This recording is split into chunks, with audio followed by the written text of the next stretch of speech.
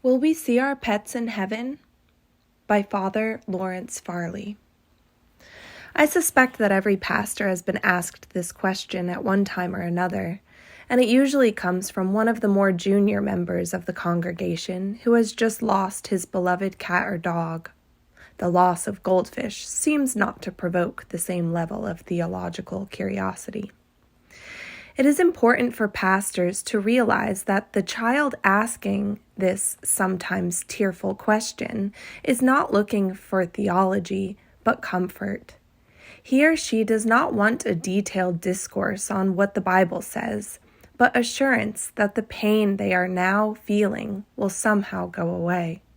They do not see how that pain could ever go away if they never saw their beloved pet again, and so they ask the priest, that infallible source of all knowledge, if they will see Fido or Fluffy when they go to heaven.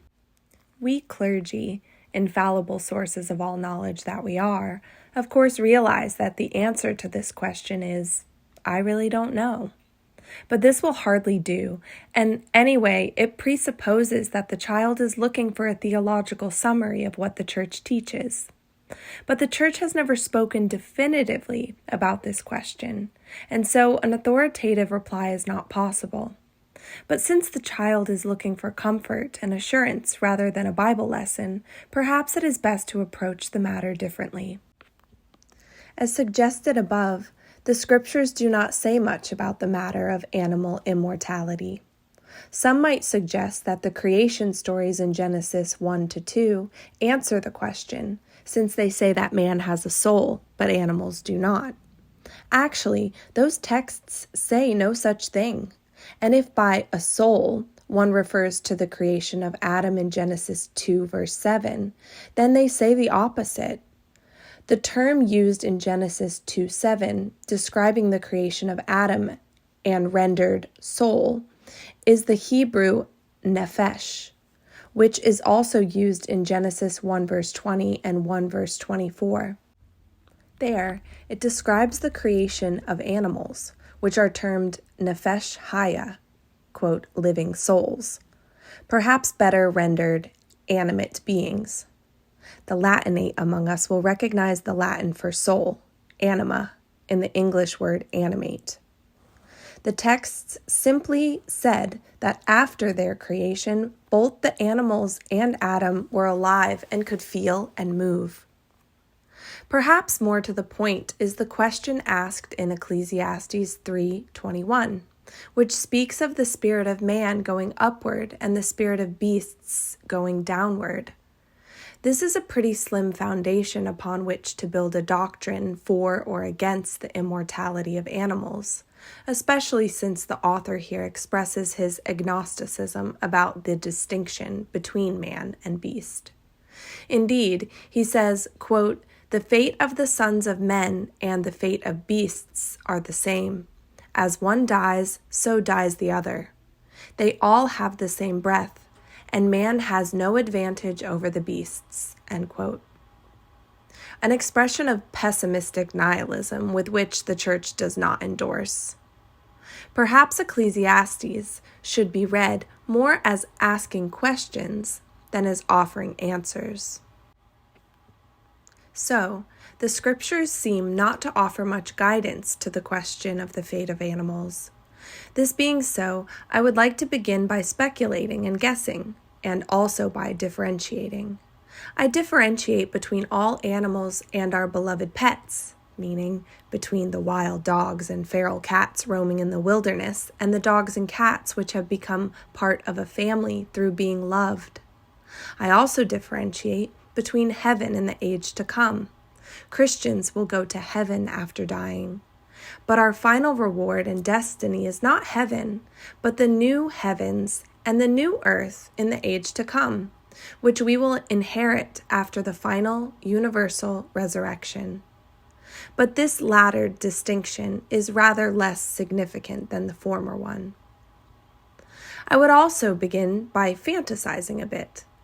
We have all heard of how some saints experienced a special connection with animals, how Saint Sergius tamed a bear, how Saint Herman tamed an ermine, and how Saint Gerasimos tamed a lion, who followed him about as a kind of large pet cat. The similarity in names in Latin between him and St. Jerome led to Gerasimus's lion ownership being erroneously transferred to St. Jerome. I have always thought and fantasized that I would love to make friends with such a lion myself in the age to come. Thinking about the possibility of having a lion for a pet in the coming age also made me think of lines from Watership Down, Richard Adams' famous novel about rabbits. This story features the adventures of a number of very human-like rabbits who start a new warren, led by their leader, or chief rabbit, named Hazel. The final death of Hazel is described as follows, after Hazel meets his lord, the black rabbit of Inlay, who calls him out of his body and out of this world. The passage is worth quoting at length. The black rabbit, identified by his shining silver ears, meets Hazel in his underground burrow and says, quote, "You know me, don't you?" "Yes, of course," said Hazel. Then he saw that in the darkness of the burrow, the stranger's ears were shining with a faint silver light. "Yes, my lord," he said. "Yes, I know you. You've been feeling tired," said the stranger. "But I can do something about that. If you're ready, we might go along now." They went out past the young sentry, who paid the visitor no attention. It seemed to Hazel that he would not be needing his body anymore, so he left it lying on the edge of the ditch, but stopped for a moment to watch his rabbits and to try to get used to the extraordinary feeling that strength and speed were flowing inexhaustibly out of him into their sleek young bodies and healthy senses. "You needn't worry about them," said his companion. "They'll be all right, and thousands like them. If you'll come along, I'll show you what I mean." He reached the top of the bank in single, powerful leap. Hazel followed, and together they slipped away, running easily down through the wood, where the first primroses were beginning to bloom. End quote.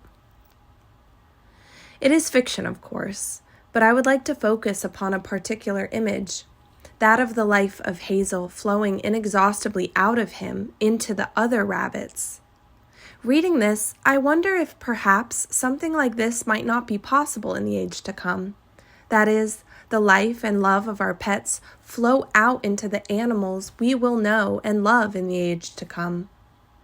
In my case, the cats I have known, loved, and wept over will perhaps find a final home in that lion. One thing I know for sure, nothing that is loved is ever finally lost. It is all just a guess, of course, but John Wesley offered a similar kind of guess about the enhanced capacities of animals in the age to come in his sermon, The Great Deliverance. And if Wesley was allowed to speculate, I am too. But, to quote C.S. Lewis about the future hope of heaven, quote, "If this opinion is not true, something better is," end quote.